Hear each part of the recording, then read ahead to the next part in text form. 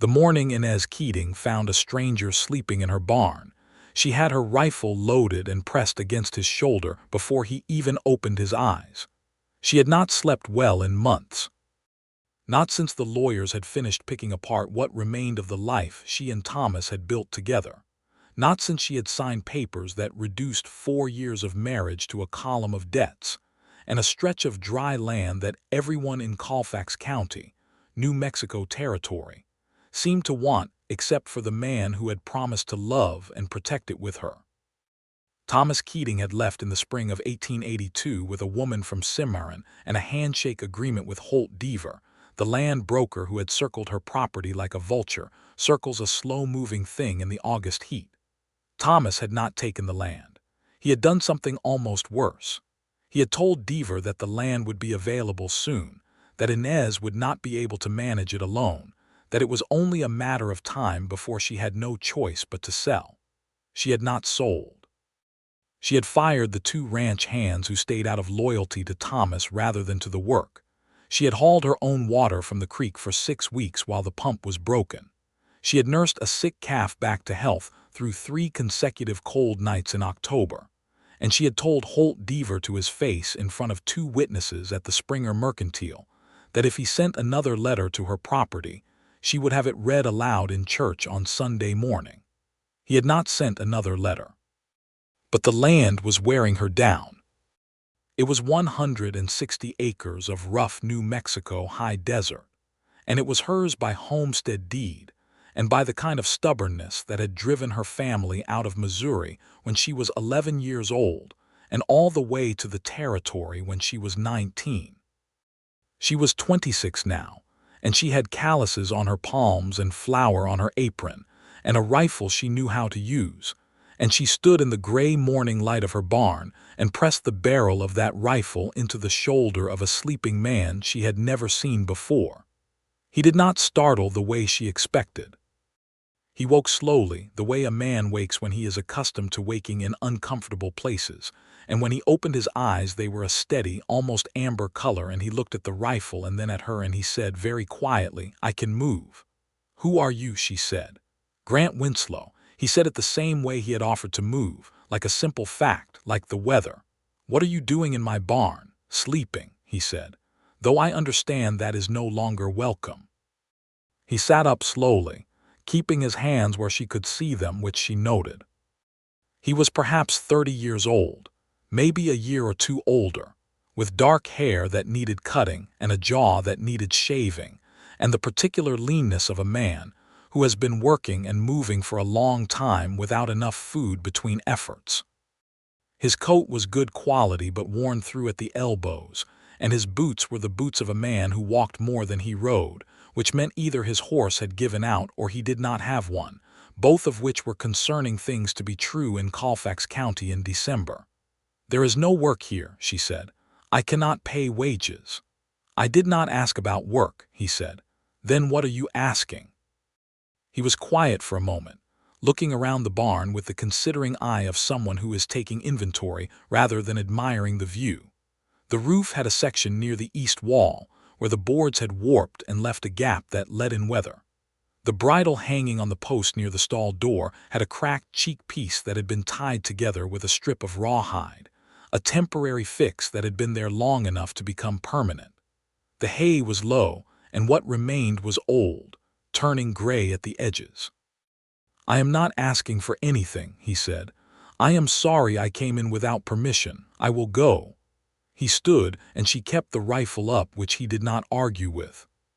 He was tall, taller than she had registered when he was lying down, and he moved without any excess motion, picking up his hat from beside the hay and pressing it onto his head with a single practiced gesture. "Where will you go?" she said. She was not entirely sure why she asked it. "South, probably," he said. "Toward Mora. There is usually work around the ranches there in winter." "It is 4 days walking to Mora," she said. "Yes," he said. "I know." He walked to the barn door, and she walked with him, keeping appropriate distance, the rifle still up though she had already decided she was not going to use it. He stepped out into the cold morning air, and the sun was just clearing the ridge to the east, and the light was the cold, sharp gold of a New Mexico December morning, and he stopped for just a moment and looked out at the land. Not hungrily, not with the calculating assessment of Holt Deaver or the dismissive glance of Thomas, but with something quieter, almost with recognition. "That fence line at the south pasture," he said. "What about it? 3 posts are healed over. If we get a good snowstorm before spring, they will come down and you will lose your boundary." She followed his gaze. She could not see the south fence line from here, but she knew he was right. She had been meaning to get to it since October. "You can see that from here," she said.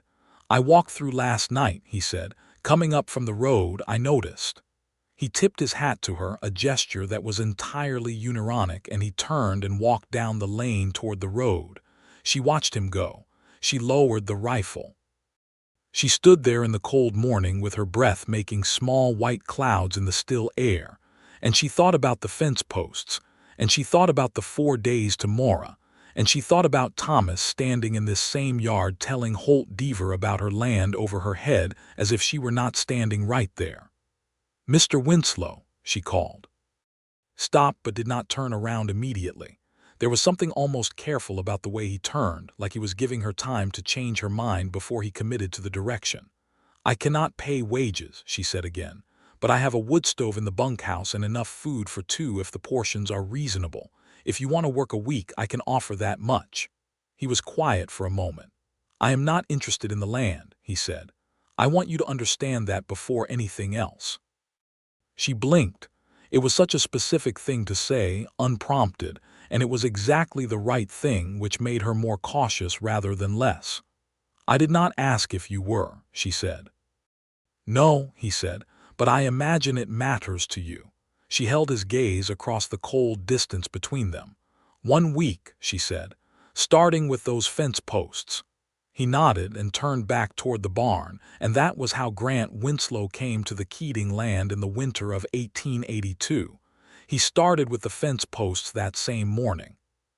She watched from the kitchen window while she made coffee, and she watched not with suspicion, though suspicion was still there underneath, but with a kind of assessment that she gave to everything now, that she had learned to give since Thomas. Grant Winslow worked the way she had heard her father describe good workers. He did not rush. He did not make a show of effort. He simply moved through the work with a quiet steadiness, digging out the healed posts, tamping new footing around them, resetting the wire with hands that clearly knew the task. By midday he had fixed all 3 posts and had moved on to checking the entire south fence line without being asked. She brought him coffee and hardtack because it was what she had, and because she was not the kind of woman who watched a man work in the cold without offering something. He took it with a nod of thanks and ate the hardtack without complaint, which told her something. "Where are you from?" she said. She leaned against the fence post he had just reset and folded her arms against the cold. "Originally," he considered, "Kansas, the eastern part near Emporia. You have been out here long." "About 5 years," he said. "I worked ranches in Texas for a while, then up through the territories." "Drifting," she said. He looked at her, and there was something in it that was not quite a fence but was not nothing either. "Working," he said. She accepted the correction without argument. There was a difference, and she knew it. Drifting was what Thomas had done in his soul even while standing still. Working was something else. "What made you come through here?" she said. "The road," he said simply. "I was coming up from Las Vegas. I heard there might be work on some of the bigger spreads north of Springer. I was wrong about that, apparently." He said it without self-pity, which she also noted. "The Maxwell land grant business scared off a lot of the big operations," she said. "Things have been unsettled around here for a few years." "I know about the grant business," he said. "I know it has been hard on the smaller places." She nodded. The Colfax County War, as some people were calling it, the years of dispute and violence over the Maxwell land grant, had reshuffled everything in the county. Men had been killed. Families had been pushed off land they had worked for years. The injustice of it sat like a stone in the chest of everyone who had tried to build something honest out here. The small homesteaders, the families who had come with nothing but willingness, and found themselves caught between competing claims from powerful men in Santa Fe and Washington, who had never seen the land they argued over. Inez's own deed had been challenged twice, and both times she had paid a lawyer in Cimarron more money than she could easily spare to defend it. The land was hers. She intended it to stay that way. "The coffee is getting cold," Grant said, and there was something almost gentle in the way he redirected her, as though he understood she had gone somewhere difficult in her thoughts. "I will make more at supper," she said, and pushed off the fence post and walked back to the house. That evening she made a pot of beans with salt pork and cornbread because it was what she had, and she left a plate at the bunkhouse door the way she would have for any hired hand, not intending it to be an invitation. But when she stepped out to bring water to the horses, he was sitting on the bunkhouse steps in the cold with the empty plate beside him, looking out at the dark land, and she stopped because there was something so utterly without agenda about it. The way he sat, just sitting, just looking, not planning or scheming or calculating, that it caught in her chest in a way she did not entirely want. "You do not have to eat alone," she said. She was not sure why she said it.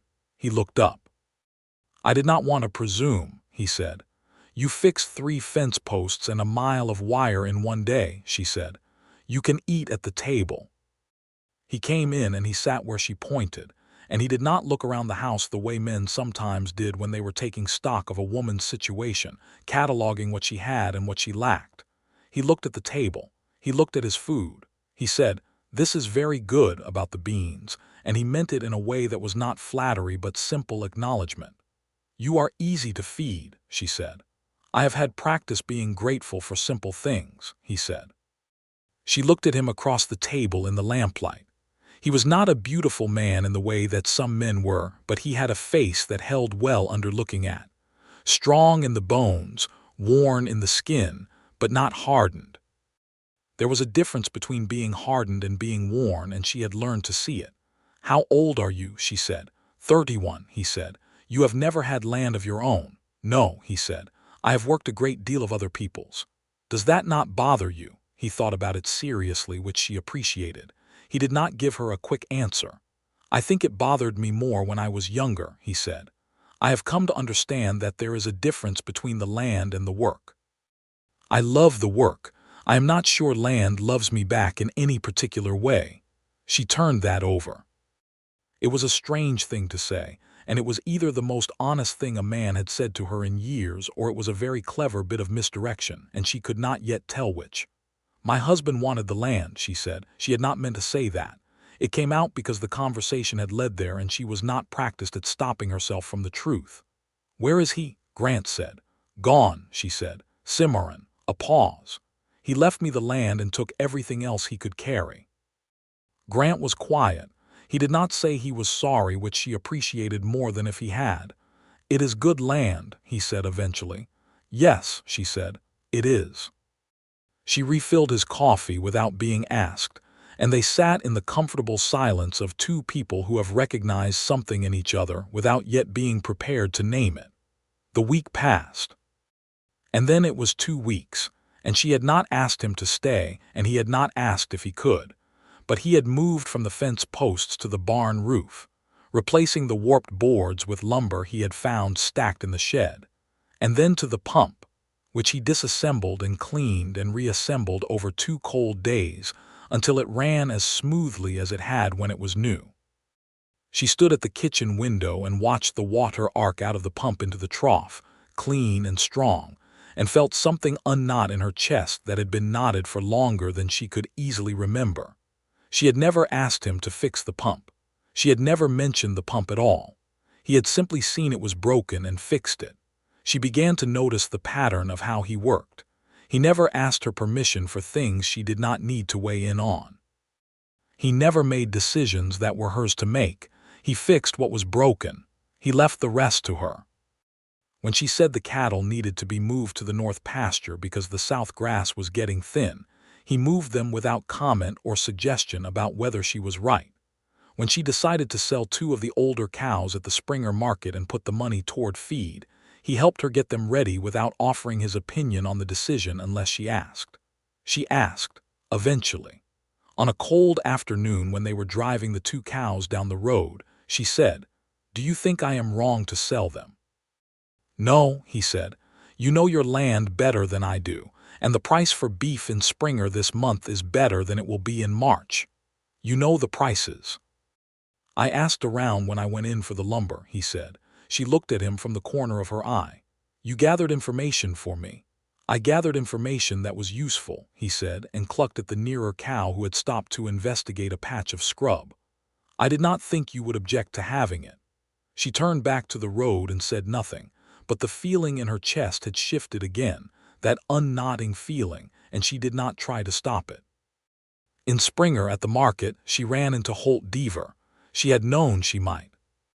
He was a man of middle age and middle height, and the kind of patient, cheerful manner that in a different context might have been pleasant, and in this context was purely predatory. He tipped his hat to her, and his eyes slid immediately to Grant, who was standing a few feet away tying the cows to the post. "Miss Keating," Deaver said. He had taken to calling her Miss since Thomas left, which was deliberate. "Mr. Deaver," she said. "Hired on some help, I see," Deaver said. The cheerfulness in his voice was doing a great deal of work. "I have," she said. She did not explain further. "Things going well out at the property," he said. "Extremely well," she said. Deaver's smile did not change, but something behind it did. "Good to hear," he said. "You know my offer stands whenever you are ready." "I will not be ready," she said. "Good day, Mr. Deaver." She walked to where Grant was standing, and he had his back to the conversation, but she knew from the set of his shoulders that he had heard every word. "He wants your land," Grant said. It was not a question. "He has wanted it since before Thomas left," she said. "He may have encouraged Thomas to leave." "I cannot prove that." Grant looked at Deaver, who was moving away down the market row with his hat tilted at its cheerful angle. "Has he done anything beyond making offers?" Grant said. "He has made it difficult for me to get credit at the Springer Bank," she said. "I believe he spoke to aldermen there. I cannot prove that either." "That is a serious thing," Grant said. "Yes," she said, "it is.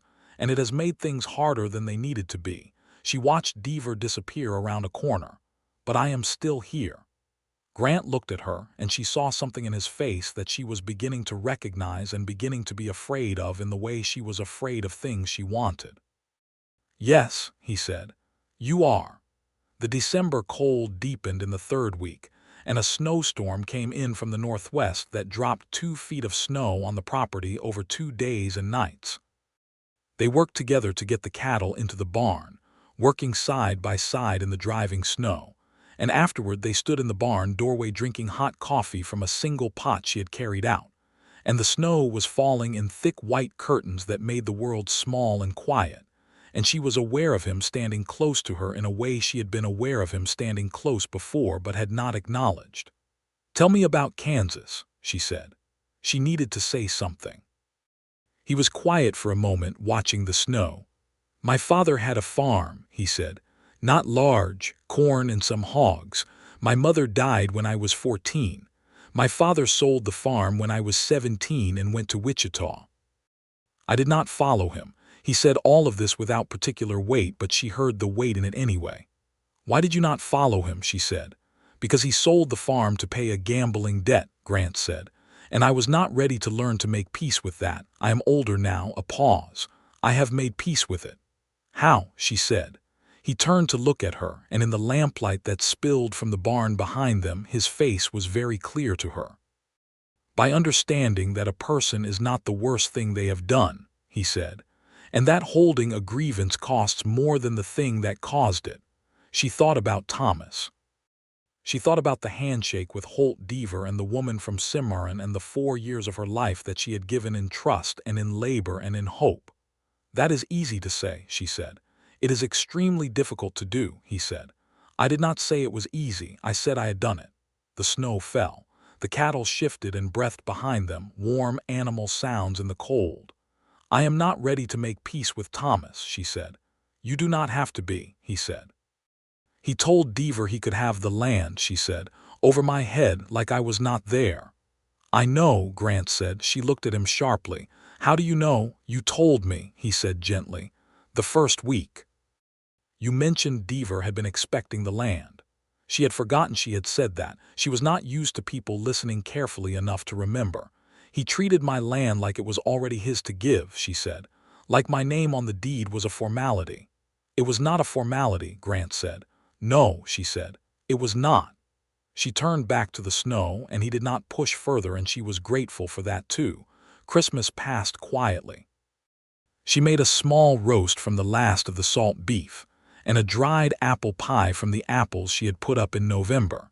And she set the table properly with the good plates she had carried all the way from Missouri as a girl. She had not planned to set two places, and then she did, and when Grant came to the door he had cleaned up and shaved, which she registered without comment. He had made her something. He set it on the table next to the pie, a small thing wrapped in brown paper. She opened it, and it was a carved wooden handle for the kitchen knife that had been loose in its original handle for 3 months. He had carved it from the end of one of the boards left over from the barn roof, shaped it smooth, fitted it to the blade, and wrapped a small strip of copper around the joint to hold it. It was entirely practical and entirely beautiful in the way that entirely practical things can be when they are also made with care. She did not know what to say. The old handle was going to split, he said. I should have done it sooner. You did not have to do anything, she said. I wanted to, he said, and then carefully, I hope that is all right. She turned the knife over in her hands. The wood was smooth as river stone.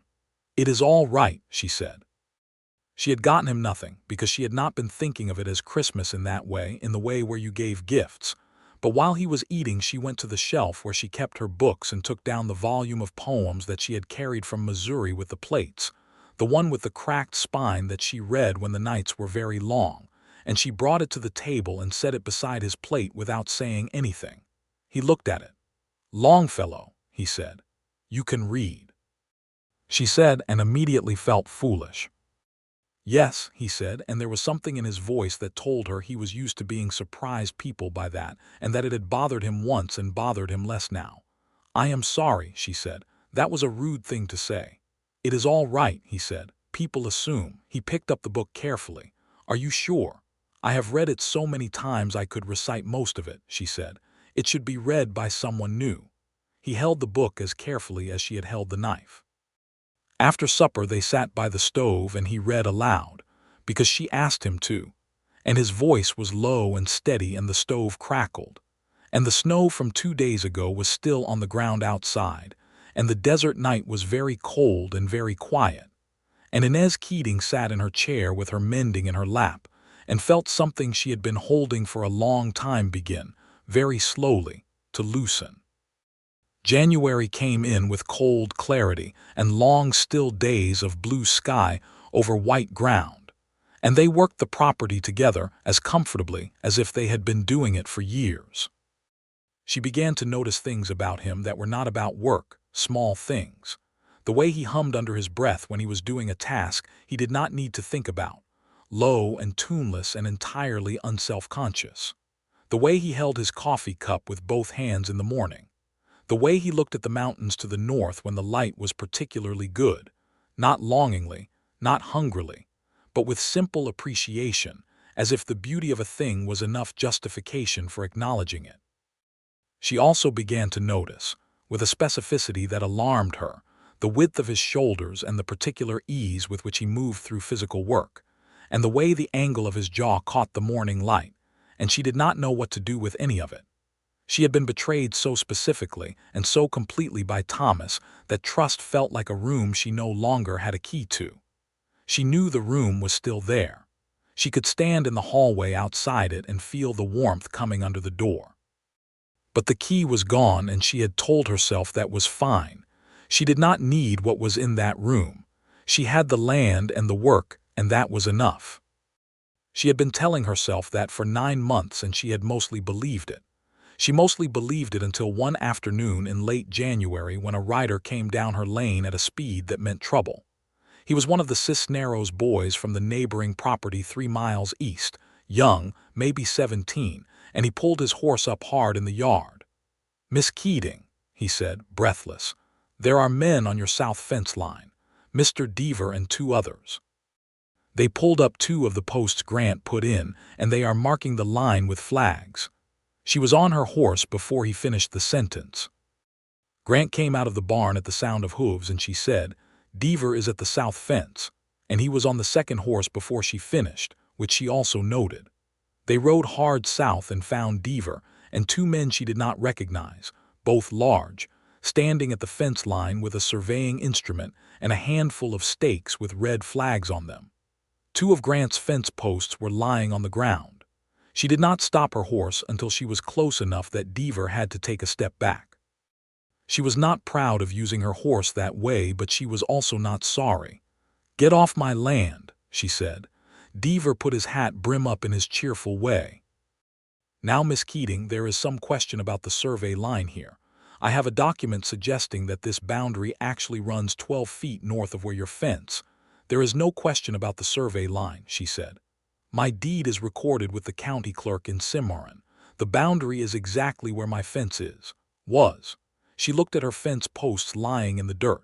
She felt something rise in her chest that was not merely anger. "I have a document," Deaver began again. "I will see that document in front of Judge Reardon in Cimarron," she said, "and not before." She looked at the 2 men. "Pick up those posts." Neither man moved. They looked at Deaver. Grant had ridden around to the other side of the group during this exchange, very quietly, and he was now positioned such that leaving the fence line meant going past him. He did not say anything. He did not do anything. He simply sat on his horse and looked at the 2 men with a patience that was somehow more persuasive than a threat. "I am not looking for trouble, Miss Keating," Deaver said. "Then leave my property," she said. There was a long moment in which the scale of the thing balanced on a point, and then Deaver nodded to his men, and they collected their surveying equipment and they left. They left the posts lying on the ground, but they left, which was the important thing. Inez sat on her horse after they had ridden away, and she was trembling, which she did not want to do and could not stop. Grant rode up beside her. He did not say anything.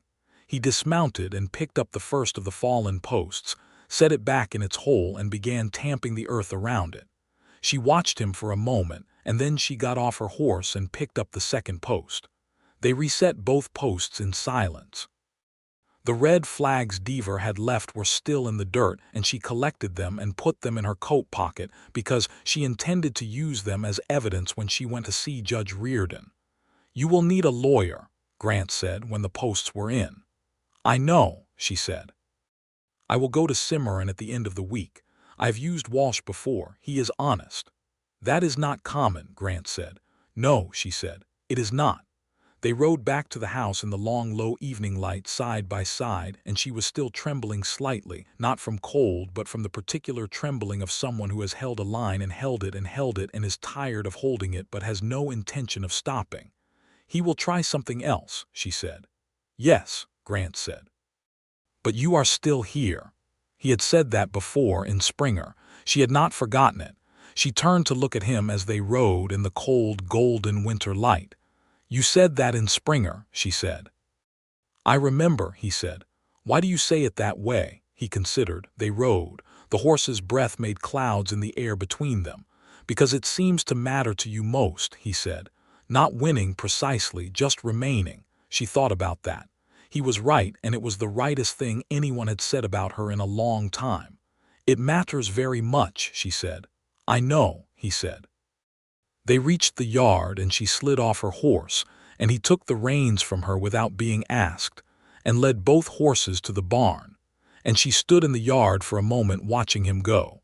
And she thought about Thomas, who had never once taken her horse without being asked, who had needed to be asked for everything, and then resented the asking.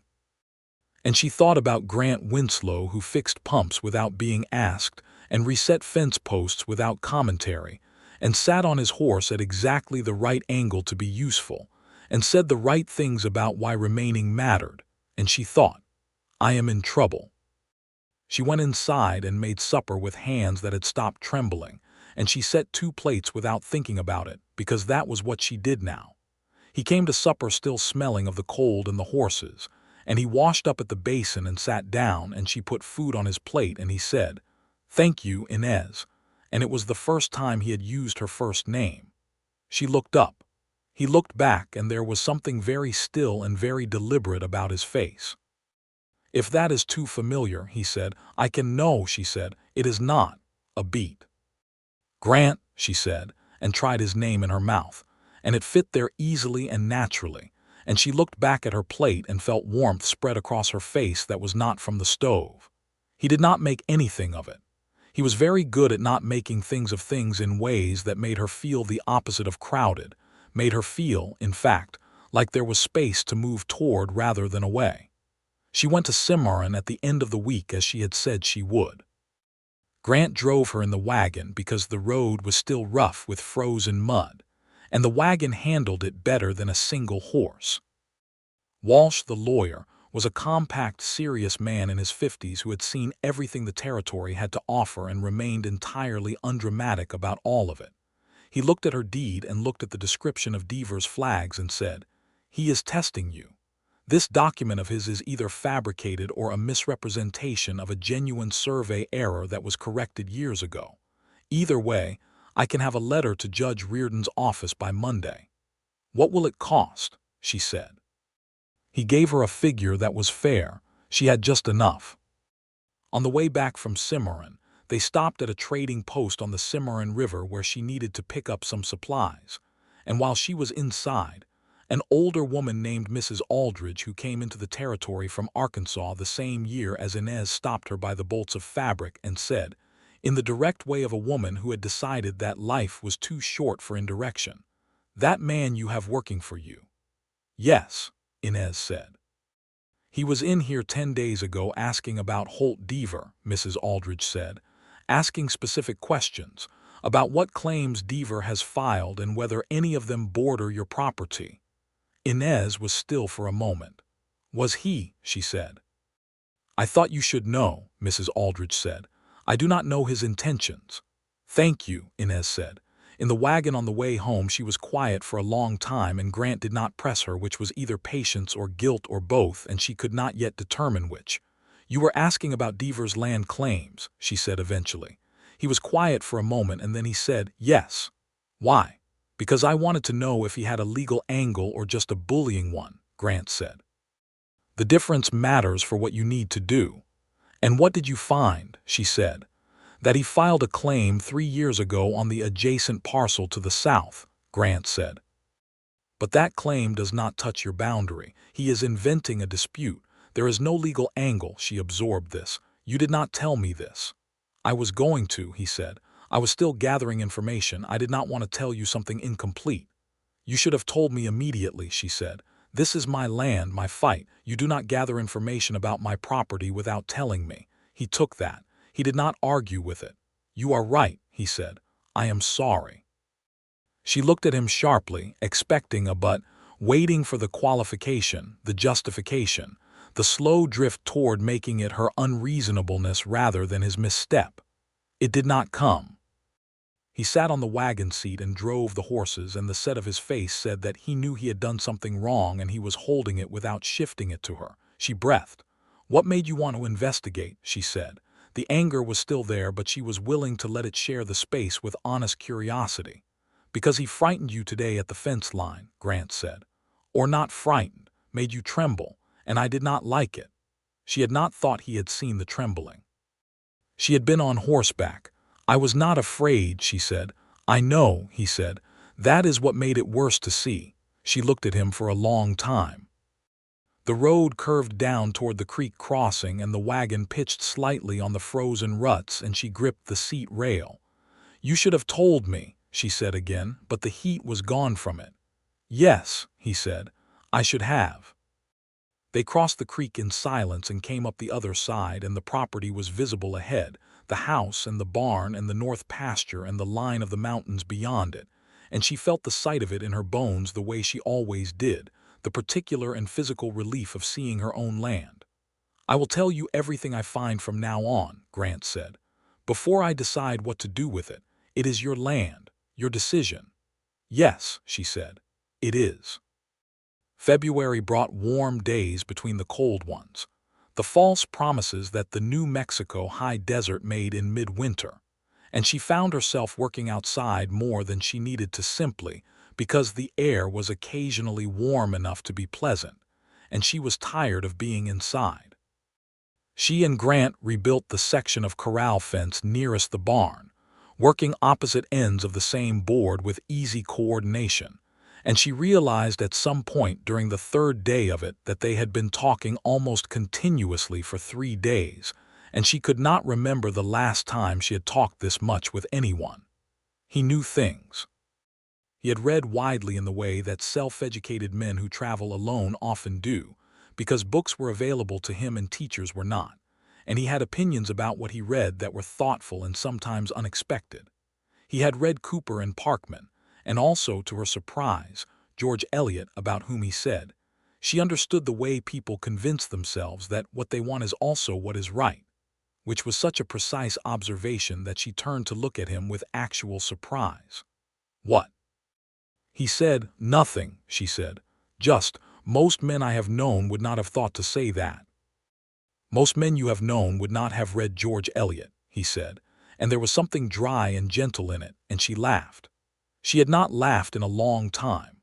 Not the real kind, not the kind that comes from being genuinely amused rather than from being polite, and the sound of it surprised her and seemed to surprise him, and he looked at her with something very clear and very undisguised on his face, something warm and certain, and she looked away first. That evening after supper she said, "You never talk about going south." "No," he said. "You mentioned Mora that first morning," she said. "You said you were heading toward Mora." "I was," he said, "and now you are not." He held his coffee cup with both hands and looked at it. "I told you I was not interested in the land," he said. "That is still true. There is other work I am interested in." He paused. "If it is available." She understood what he meant and the warmth across her face came back. "I told you I could not pay wages," she said. "I have not starved," he said. "That is not a negotiating position," she said. "I am not negotiating," he said. And then more quietly, "I am not making any kind of claim. I just want to be here if that is useful. If it is not useful, I will go." "It is useful," she said, too quickly. She cleared her throat. "The corral fence is not finished." "No," he said, "it is not." She stood up and took her plate to the basin and came back for his. And when she reached for it, their hands were both on it for a moment, and she did not let go immediately, and neither did he. And they were very close, closer than they had been. And she could see the grain of his jaw and the amber color of his eyes in the lamplight, and she thought, "This is when it happens," and she stepped back and took the plate and said, "Good night, Grant," in a voice that was completely steady, which she was very proud of. "Good night, Inez," he said. She did not sleep well that night. She lay on her back in the cold bedroom and listened to the desert silence and thought about Thomas and thought about Grant and thought about the difference between them. And the difference was very large and very specific, and thinking about it was both reassuring and terrifying. Thomas had wanted things. He had wanted the land and the woman on the land as aspects of the same acquisition, the way some men want a good horse and good land and a capable wife as items in a set, each a reflection of the other. He had been charming about it, Thomas had, in the beginning. He had been very charming. Grant wanted the work. She had watched him long enough to be sure of it. He wanted the work, and whatever time with her came around the work, and he never leaned toward the land the way Thomas had, never looked at it with that specific possessive hunger.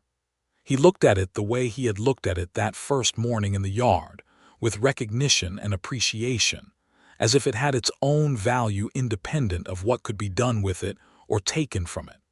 She thought about what it would mean to trust someone with the land again.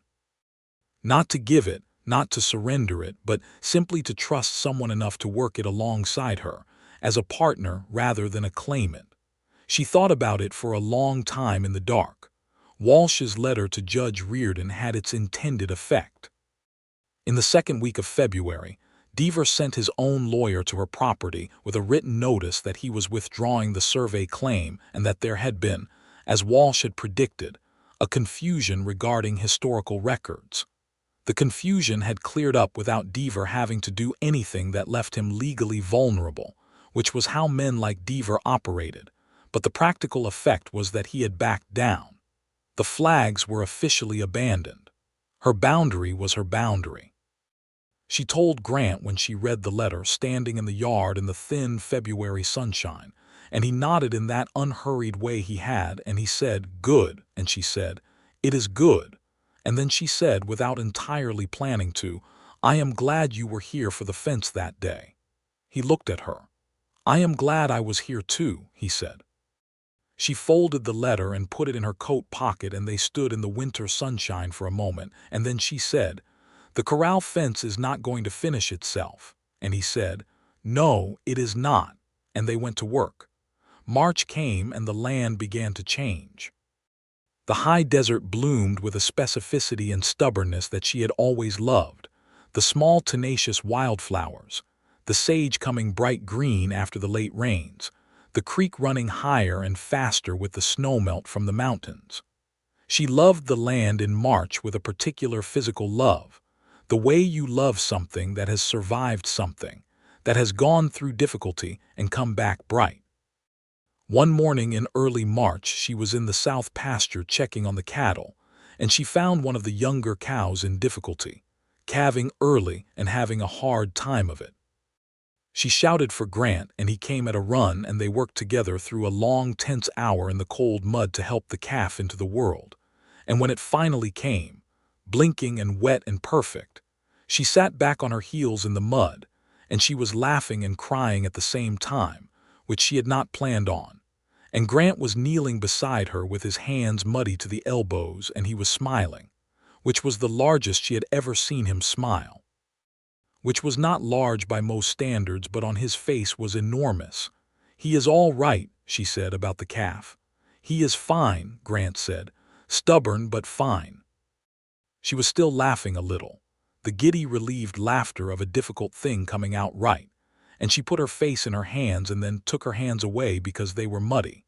And she looked at Grant, and the smile on his face when he looked back at her was so specific and so warm and so entirely focused on her, and not on the calf or the cow or the land or any of the things around them, that she felt it like sunlight. She leaned forward and kissed him. She had not planned it. She did not plan it in the half-second before it happened either. She simply leaned forward in the cold mud beside a newborn calf and kissed Grant Winslow on the mouth, and his mouth was warm and he was still for one heartbeat, and then he kissed her back, very gently, the way you would touch something you had been hoping to touch for a long time and wanted to be sure of. She pulled back. They were both still kneeling in the mud. "I have been careful for a long time," she said. "I know," he said.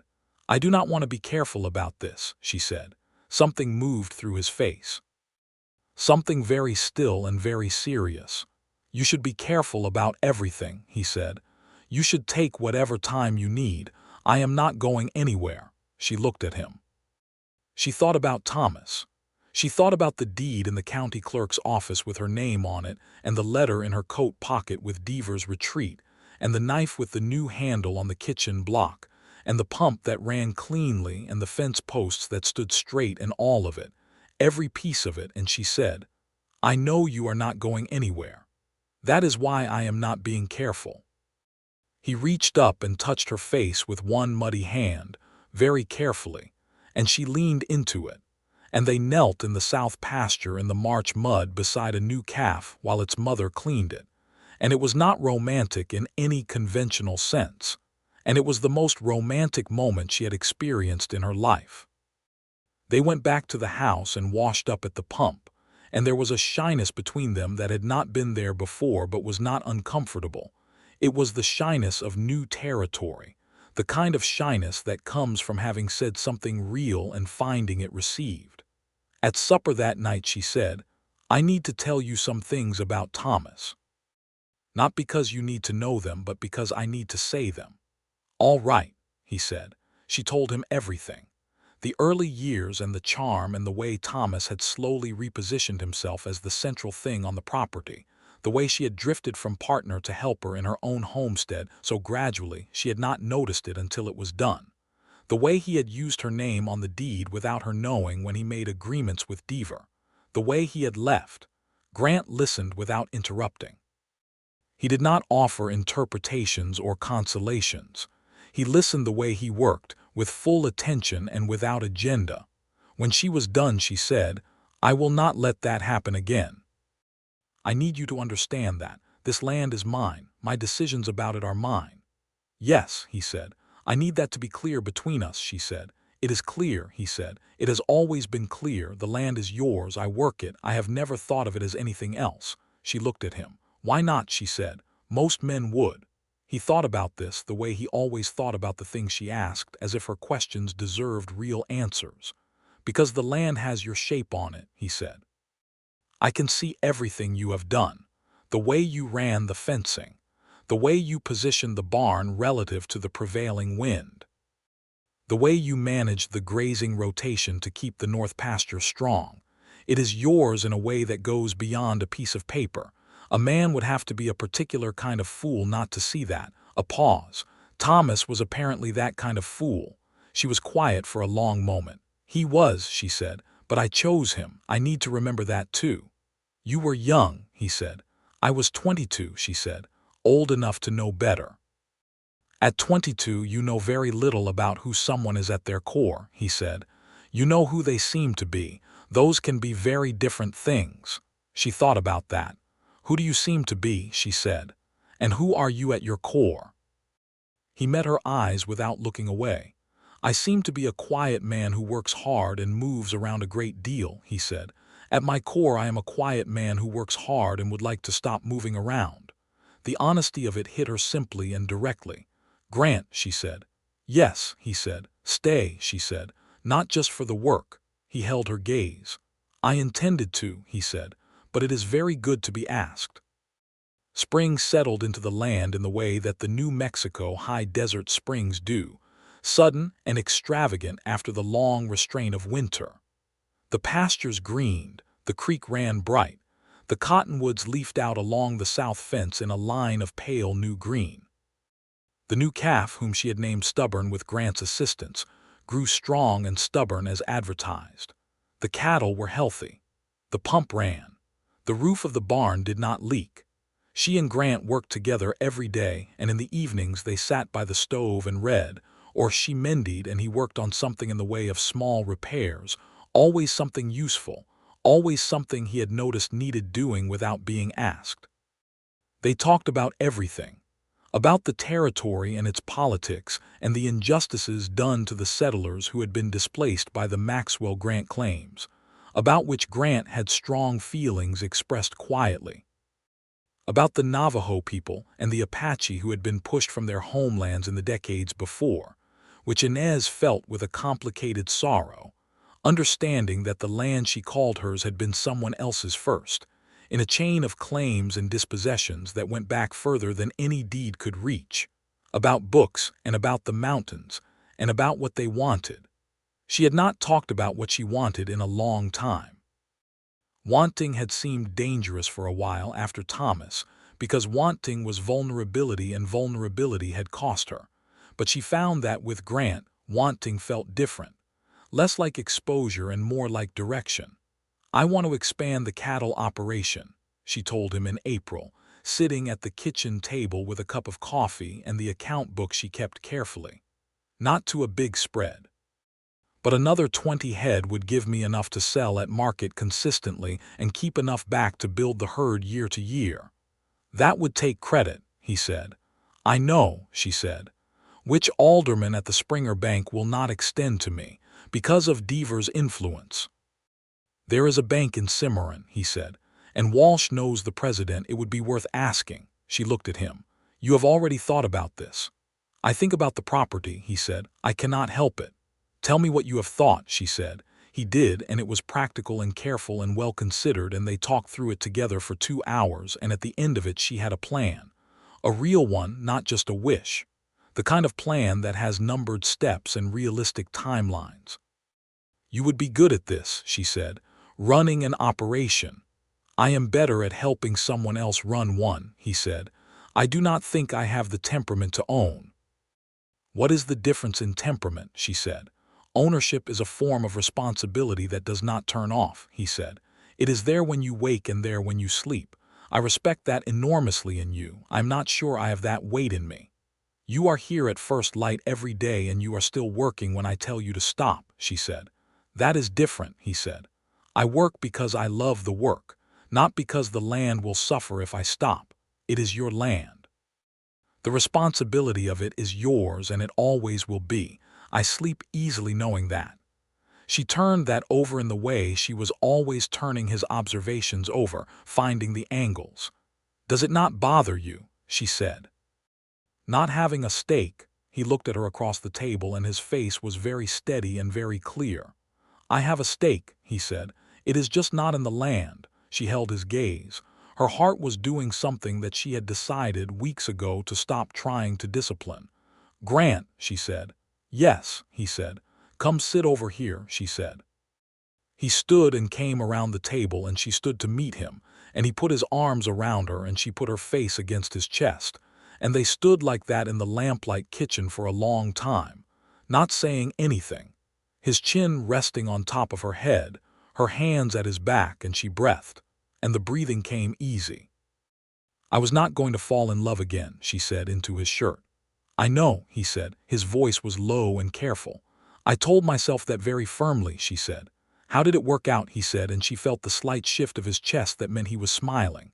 "It did not work out at all," she said. He tightened his arms around her briefly. "I am sorry," he said, clearly not sorry. She lifted her head. He looked down at her. This close, the amber of his eyes was very clear. "I am not sorry," she said. He kissed her properly then, with both hands holding her face and all his attention on her. And it was nothing at all like anything that had happened in this house before, and everything like what she had not known she was waiting for. May came, and with it the question of what things were, formally, between them. She had thought about it in the way that a practical woman thinks about things, clearly and with attention to what was actually true. One morning when they were saddling horses to go check the east fence line together, she said, "I want to talk to you about something." "All right," he said.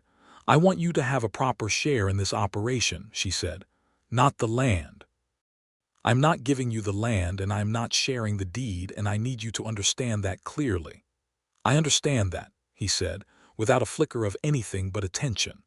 "But you are not a hired hand and you have not been for a long time," she said, "and it is not fair to treat you as one. I want to offer you an arrangement, a formal one. I am the sole owner of this property and all decisions regarding it remain mine, but you are a partner in the operation. In the work and in the profit when there is profit." He was very still for a moment with his hand on the saddle. "That is a generous offer," he said. "It is a fair offer," she said. "There is a difference." He turned to look at her, and his face was doing the thing she had come to know, the still, clear thing that meant he was moved but was being precise about it. "Are you asking me this as a business arrangement?" he said. She held his gaze. "I am asking you this as a business arrangement and as several other things," she said.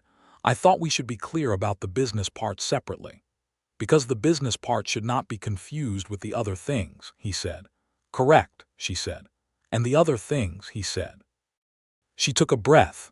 The morning light was very clear and the horses were shifting patiently and the mountains were bright on the horizon. "I love you," she said. "That is a separate thing from the land arrangement, and it is a separate thing from the work, and I need it to be on the record that those are three different things and I understand all three of them." He crossed the small distance between them in one step and took her face in his hands and said, with a simplicity that was entirely him, "I love you, Inez. I have loved you since Christmas and probably before. You are the most extraordinary person I have ever known." She put her hands over his. "The land is mine," she said. "Yes," he said. "Always," she said. "Yes," he said. "Always, without question, now and forever." She looked at him for a long moment, measuring him against everything she knew, against every morning of work and every evening of conversation and every careful ordinary moment in which he had proven himself exactly what he appeared to be. "All right then," she said. He kissed her, and the horses waited with the patience of horses, and above them the New Mexico sky was the specific deep blue of a May morning in the high desert, and it was very good. They rode to the fence line together as they had been doing, Only now everything was said that needed saying, and the silence between them had a different quality, fuller somehow, warmer. June. Inez went to the bank in Cimarron with Walsh as intermediary and secured a line of credit for 20 head of cattle.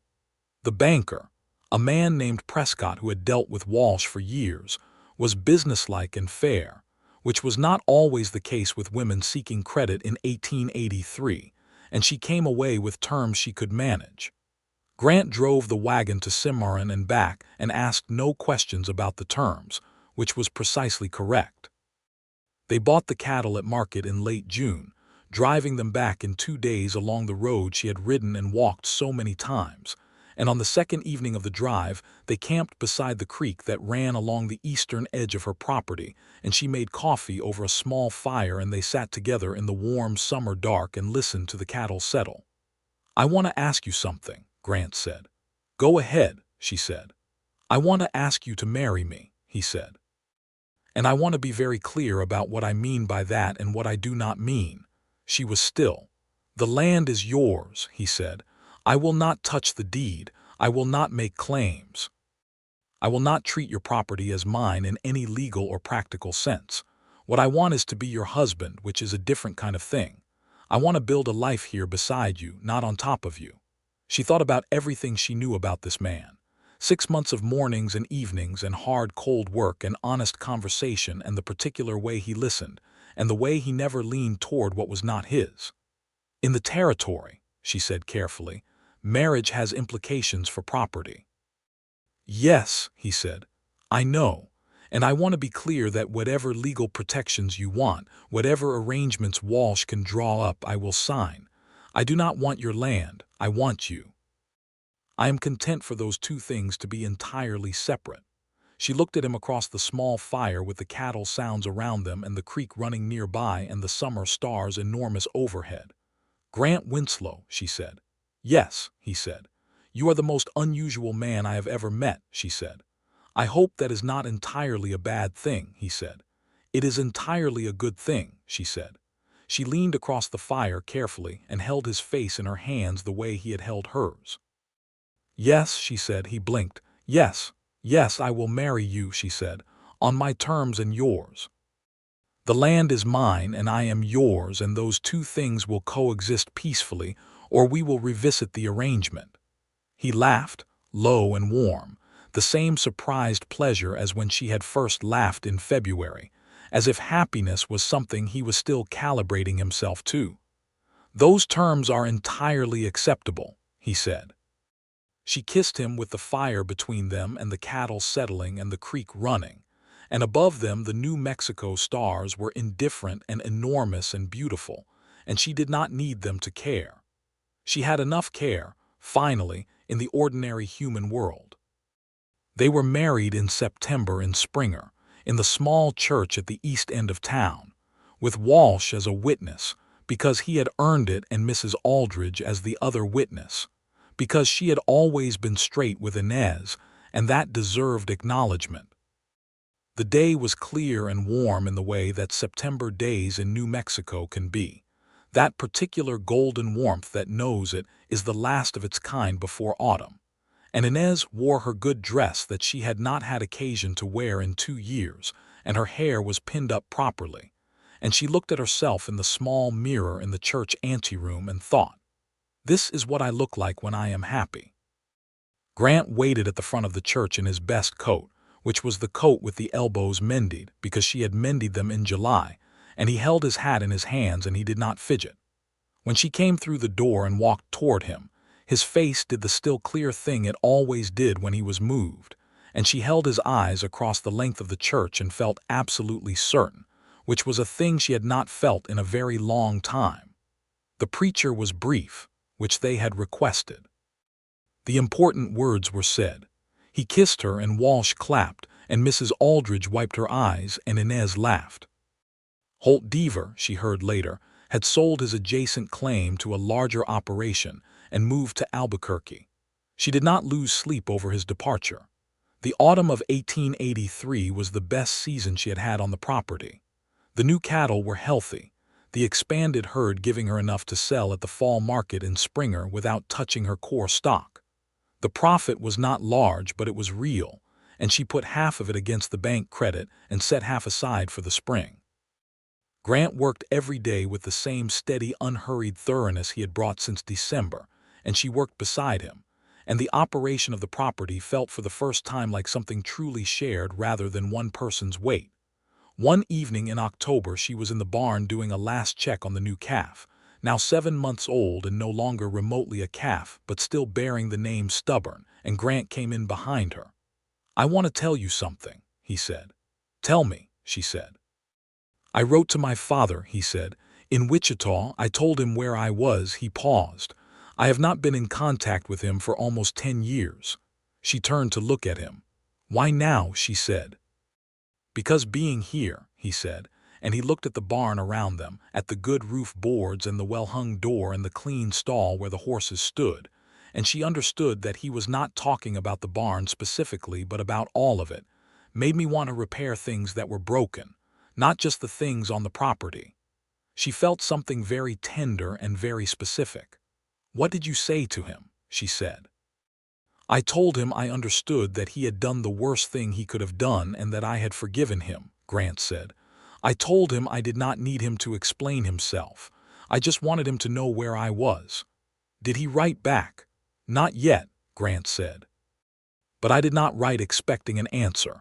I wrote because it was the right thing to do." She walked to him and put her arms around him and held on, and he held her back, and Stubborn watched them from his stall with the profound indifference of a steer who has seen stranger things. "You are a good man, Grant Winslow," she said. He was quiet for a moment. "I am trying to be," he said. "It helps considerably to be here." November brought the first cold and the letter from Grant's father, which was a single page and not eloquent, but was genuine, written by a man who had clearly been surprised to hear from his son and was being careful about it. Grant read it twice and then set it on the table and said, "He is well," which was everything he wanted to say about it, and she did not press for more. They spent the evening by the stove reading, Inez with a seed catalog she was annotating for the spring, Grant with a newspaper from Santa Fe that was 2 weeks old but contained an account of the territorial legislature's recent session that he was following with interest. The land question, the ongoing debate over homestead rights and grant claims, was still active in Santa Fe, and they both paid attention to it, knowing that the legal landscape of the territory had direct implications for everything they were building. "The legislature is moving toward clearer homestead protections," Grant said, looking up from the paper. "Walsh mentioned it in his last letter to me." "Walsh writes to you," Inez said, not accusatory, just surprised. "We have corresponded a few times since the wedding," Grant said. He was checking in on the property situation, whether Deaver's departure had resolved everything cleanly. "And had it?" "Walsh thinks so," Grant said. "But he recommended recording a supplementary boundary survey to close any remaining ambiguity. He said the cost is modest and the protection is considerable." "When was he going to tell me this?" Inez said. Grant looked at her. "He asked me to mention it to you," Grant said. "I should have mentioned it sooner. I apologize." She looked at him, and this time the thing she felt was not the anger she had felt in the autumn when he had gathered information without telling her, but something more complicated and also simpler, the particular knowledge of a person's patterns, the understanding that grew between two people who were paying close attention to each other. "You have a habit of holding information until you have considered it completely," she said. "Yes," he said. "I know it. I am working on it." "I do not need you to have considered it completely before you share it," she said. "I am capable of considering things alongside you." "Yes," he said. "You are. I know that better than I know almost anything. I will do better," she nodded. "We will do the supplementary survey. I will write to Walsh." "I already," he began and stopped. She raised an eyebrow. "I already drafted a letter," he said, "and then decided to tell you about it first before sending it." She stared at him for a long moment. "Grant." "I know," he said. "Show me the letter," she said. He showed her the letter. It was practical and complete and asked exactly the right questions, and she read it and said, Add a note about the east boundary because I have always been uncertain about that section. And he added it, and she signed it alongside his name and they sent it together. She thought about this afterward, lying awake that night in a good way. The truth was that he was not Thomas. There was no acquisition in him, no strategy, no slow repositioning of the world around his own wants. He gathered information about her property because he was interested in her property's well-being. In the same way, he fixed what was broken without being asked, because he paid attention and he cared. Challenge was not his intent, which she trusted. The challenge was making sure the caring happened beside her rather than around her. She thought they were managing that. She thought they were both learning how. She put her hand out in the dark and found his arm, and he was awake too, she could tell by his breathing. "I know what you are thinking," he said. "Do you?" she said. "You are thinking about the letter," he said. "I am thinking about us," she said. "About how we work." He turned toward her in the dark. "How do we work?" He said, "We are still learning," she said, "but it is good learning." He reached for her hand in the dark and held it. "Yes," he said, "it is." Winter came again, the second winter, and it was different from the first in every way. The barn was solid. The fence post stood. The pump ran. The cattle were healthy and numbered now 40, the original herd plus the 20 she had bought on credit, and the credit was half paid. The bunkhouse, where Grant had slept that first December night, had been converted to a proper storage room because there was no longer any reason for separate arrangements. On a cold December night that was very close to the anniversary of the morning she had found him in her barn, she lay beside him and listened to the wind off the mountains and thought about the year. "Do you remember what you said that first morning?" she said. "I said I could move," he said. She smiled in the dark. "After that, about the fence posts." "I said 3 posts were healed over," he said.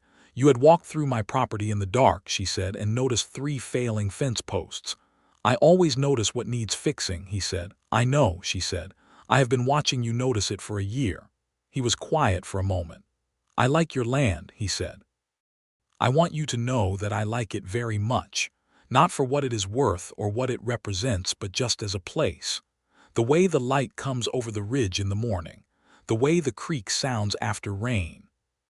The smell of the sage." A pause. "I would not want to be anywhere else." She lay in the dark and let that settle over her. "I was afraid of you," she said. "I know," he said. "Not of you specifically," she said. "Of what you represented, another person who might look at this land and see an opportunity." "I looked at your land and saw someone who had fought very hard for something she loved," he said. "I found it the most admirable thing I had ever seen." She turned toward him. "That first morning," she said, "when I had the rifle on you." "Yes," he said. "Were you afraid?" "No," he said. "Why not?" "Because you were standing in your own barn at first light with a loaded rifle, because you were protecting something that mattered to you," he said. "I was not afraid of that. I respected it." She thought about herself standing in that barn in December of the previous year, lean and tired and furious and determined, and she thought about what she must have looked like to a stranger, and she thought about what it said about him that he had looked at that and seen something to respect. "I am going to tell you something," she said. "Tell me," he said. "I think I knew from that first morning that you were different," she said. "I was not ready to know it, and I spent a long time being practical and cautious and sensible about it, but the knowing was there." "What made you know?" he said. "You said you could move," she said. "Before I even asked you to. You saw the rifle and your first thought was not to argue or to manipulate. It was to accommodate." "That seems like a low bar," he said. "That is what a low bar tells you about the other men," she said. He held her more closely. Outside, the wind moved through the sage, and the creek ran, and the cattle shifted in the barn, and the mountain stood dark and enormous on the horizon, and the land was hers, all of it, every acre and every fence post and every blade of new grass and every winter-hardened rock, hers by deed and by sweat, and by the particular stubbornness of a woman who knew what she had built and refused to let anyone take it from her. And beside her was a man who had understood this from the first morning and had never once reached for what was not his to take. Spring came again, the second spring, and with it new life in several forms. In March, she found that she was expecting a child, which she confirmed with the traveling doctor who came through Springer in the third week of the month. She told Grant that evening at supper, directly, watching his face. The thing that moved across his face was not alarming and not calculated. It was very simple and very complete, joy so fundamental that it did not have any of the secondary qualities that joy sometimes has: no performance, no complication. "Are you well?" he said. "I am very well," she said. "Good," he said, and then again, "Good," and he came around the table and held her the way he had held her before, the same embrace, his chin on top of her head and her face against his chest, and she felt him breathing. "The land is still mine," she said into his shirt. He made a sound that was almost a laugh. "The land is yours," he said. "The child will be ours." "Yes," she said. "That is right." "Yes," he said. The pregnancy was unremarkable in most ways, which she was grateful for, and she worked the property through most of it with modifications as the months passed. Grant adjusted what he could around her, not hovering, not treating her as fragile, but paying attention in the particular way he paid attention to everything and shifting the heaviest work to himself when it made sense. She appreciated the subtlety. She also told him firmly twice that she was not made of paper, and both times he said, "I know," and kept exactly the same balance. In July they had a letter from Grant's father, a longer letter this time, written with the evident effort of a man who was not practiced at self-expression, but was making himself do it anyway. The elder Winslow was in fair health, was working in Wichita, and had clearly thought carefully about what to write. At the end of the letter he said, "I hear you are married now to a good woman, and I am glad of it for you. I know I was not the right example of a man, I know it. I hope you have found your own way of being." Grant read it twice and folded it and put it in the table drawer where he kept his papers, and he did not say much about it, but that evening when she brought supper to the table he said, "Thank you, not about the food." "For what?" she said. "For being someone worth writing to my father about," he said. She sat down and looked at him and thought about everything that had led to this table, this kitchen, this man sitting across from her in the lamplight. "He sounds like he is trying," she said. "Yes," Grant said. "He sounds like he is trying." "That is worth something," she said. "Yes," he said. "I am deciding to believe it is." October brought the child, 2 weeks early, in the way of children who have their own ideas about timing. It was a boy, born in the early morning in the room where Inez had spent so many sleepless nights, delivered with the assistance of Mrs. Aldridge, who turned out to have considerable practical experience in such matters. Grant waited in the kitchen, which she had insisted on, and when Mrs. Aldridge came out to tell him he had a son, she could hear from the bedroom the long exhale of breath that she recognized as his particular expression of profound feeling. He came in, and she was holding the baby in the morning light, and the baby had dark hair like Grant, and the particular serious expression of newborns who are taking stock of an unfamiliar world. Grant sat on the edge of the bed and looked at him with the full still attention he gave to things that mattered. "He looks like he is taking inventory," she said. "He comes by it honestly," Grant said. She laughed, and it hurt a bit, and she did not care. "What do you want to name him?" she said. "Whatever you choose," he said. She said, "We will discuss it. What do you want?" He looked at the baby for a moment. "Thomas," he said. She blinked. "Not for your Thomas," he said quickly. "My grandfather, Thomas Winslow, he was a fair man. I would like to carry his name forward." She looked at the baby. Thomas.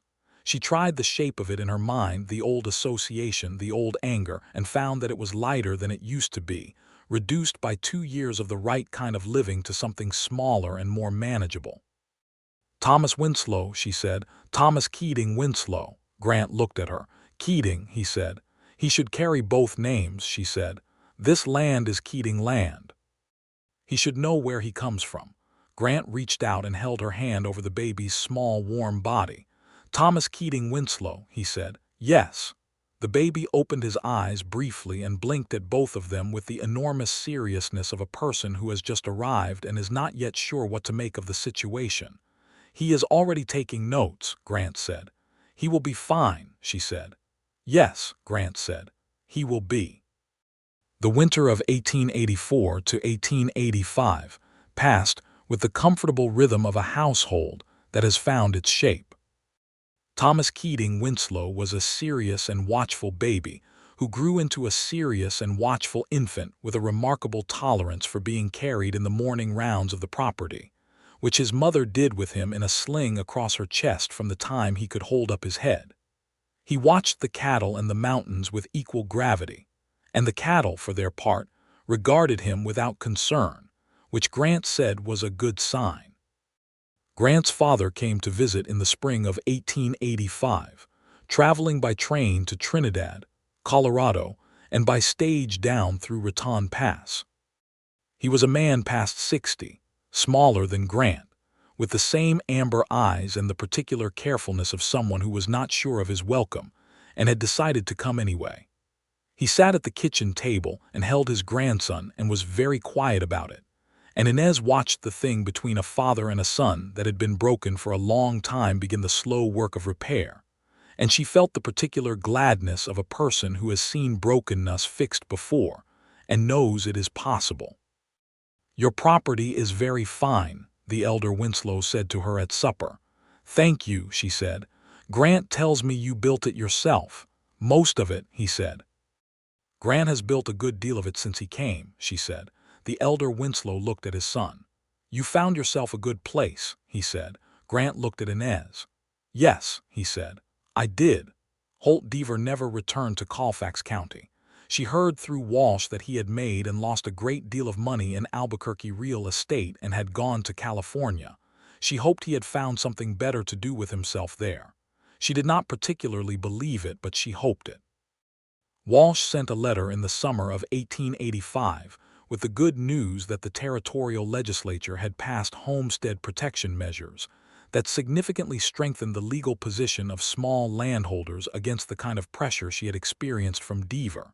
And she read the letter out loud at the supper table with Thomas on her lap, and Grant said, "Walsh must be pleased," and she said, "Walsh is exactly pleased." Because the letter was written in the precise tone of a measured man, allowing himself exactly the amount of satisfaction the news warranted. They expanded the operation again that year, a modest expansion, 10 more head and a second well dug in the south pasture, which Grant dug himself over 3 weeks with help from the Cisneros family from the neighboring property. The well came in clean and strong, and when the first good flow came up, Inez was standing at the edge watching, and Grant looked up from the bottom of the dig with mud on his face and water up to his knees and said, "There it is," with a satisfaction that was entirely uncomplicated, and she thought, "This is what happiness looks like, the undramatic version, the real one." The property was prospering. Not in the way of the great ranches, not with vast acreage and large crews, but in the way of a thing that is correctly sized for what it is, solid and well-run, and growing at the pace that allowed everything to remain solid. The deed was hers. The credit was nearly paid. The herd was healthy. The land knew the shape of 2 pairs of hands and 1 small person who was increasingly interested in following those hands around. Thomas learned to walk in October, later than some babies, which the doctor in Springer said was normal, and which Thomas seemed entirely unconcerned about. He walked first across the kitchen floor in the direction of the stove, apparently drawn by the warmth, and Grant caught him before he could test this instinct fully, and he said, very seriously to his father, something that was approximately the word hot which he had recently acquired. "Yes," Grant said, "exactly." Inez stood in the kitchen doorway and felt her chest so full of simple good feeling that she had to take a breath. "He is his father's son," she said. "He is going straight for what interests him with no regard for obstacles," Grant said. "I would say he is his mother's son." She laughed, and the laugh filled the kitchen, and the baby laughed because she laughed, and Grant smiled, and outside the October sun was very golden on her land. In November she wrote in the account book under the column where she tracked the year's work and holdings, a simple entry. Land, 160 acres, clear title, no encumbrances, boundary fully surveyed and recorded, all claims resolved.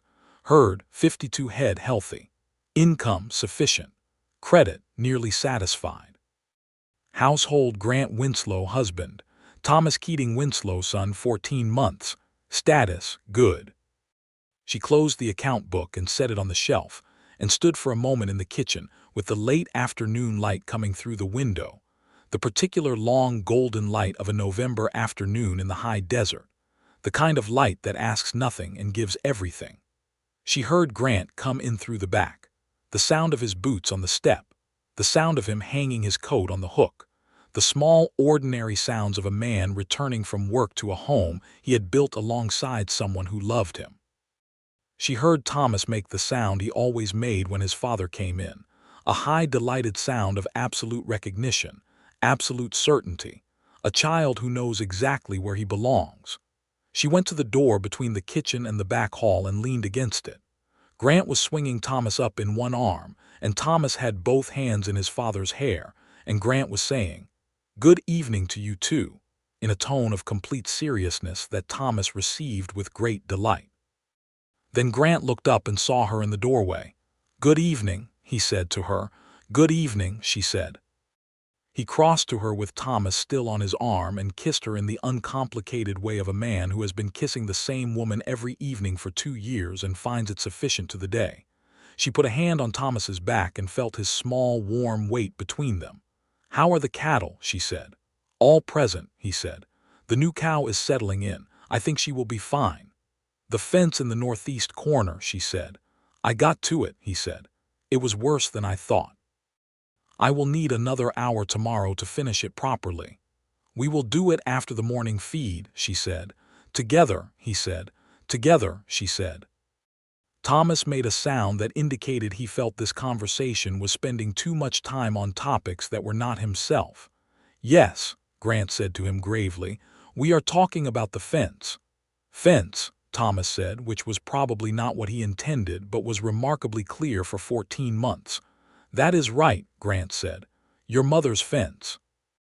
Inez looked at them both, this man and this child, in the back hallway of her house with the winter light coming through the window and the stove warming from the kitchen, and the land spread out beyond the walls, her land, 160 acres of New Mexico high desert that she had fought for and held against every claim and every dismissal and every handshake made over her head as if she were not standing right there.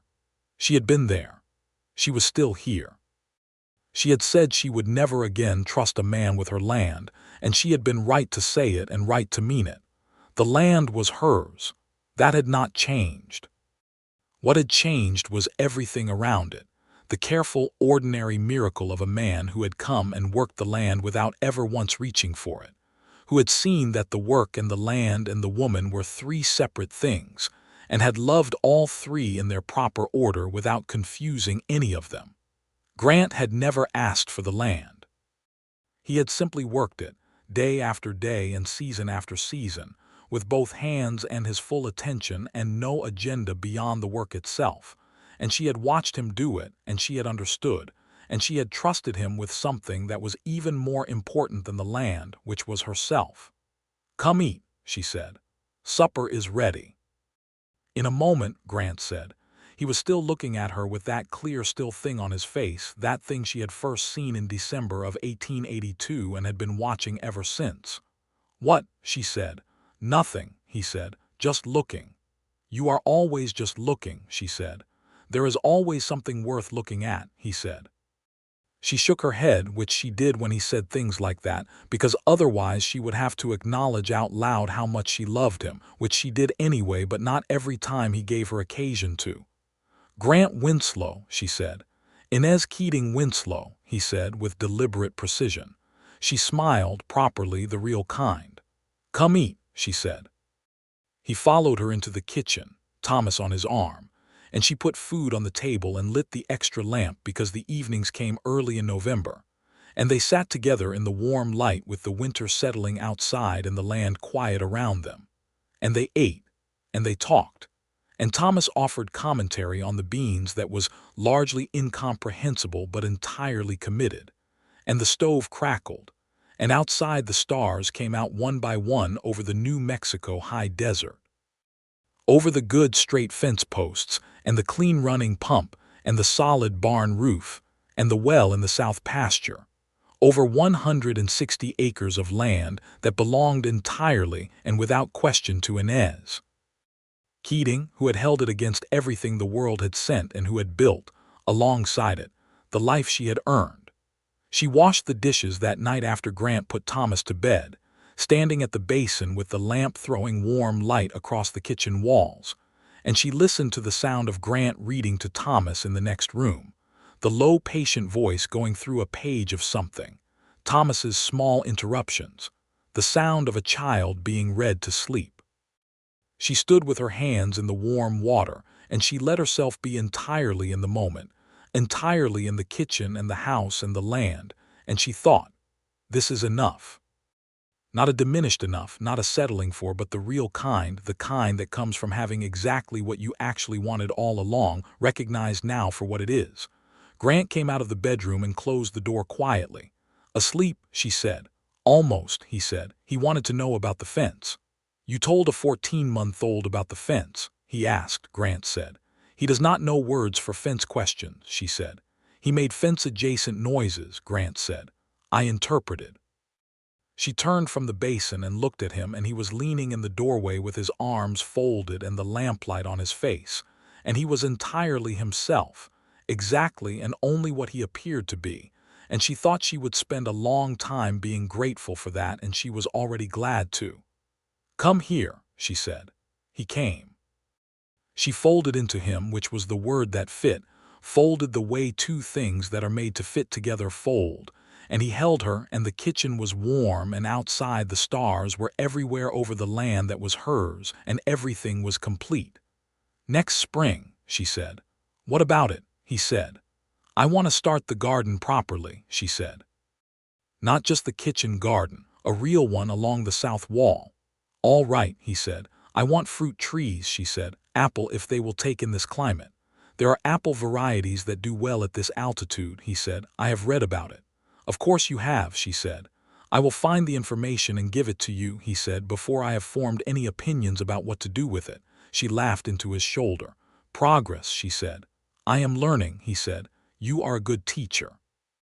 You are a good student, she said. You always were.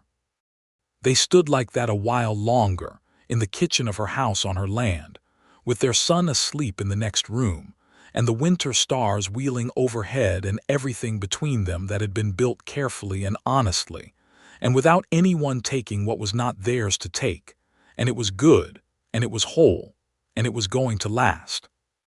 Inez Keating was 28 years old, and she had her land, and she had her life, and she had the man beside her who had understood from the beginning exactly what both of those things meant to her. She had trusted again, not naively but with eyes open, not because she had lowered her standards but because she had found someone who met them. The land was hers, the love was theirs, and the morning would come with the sun over the ridge and the pump running clean and the cattle in the pasture and the fence posts standing straight, and they would go out to meet it together, as they always did, her land in his hands and the life they had made between them, permanent and earned and entirely, completely, wonderfully real.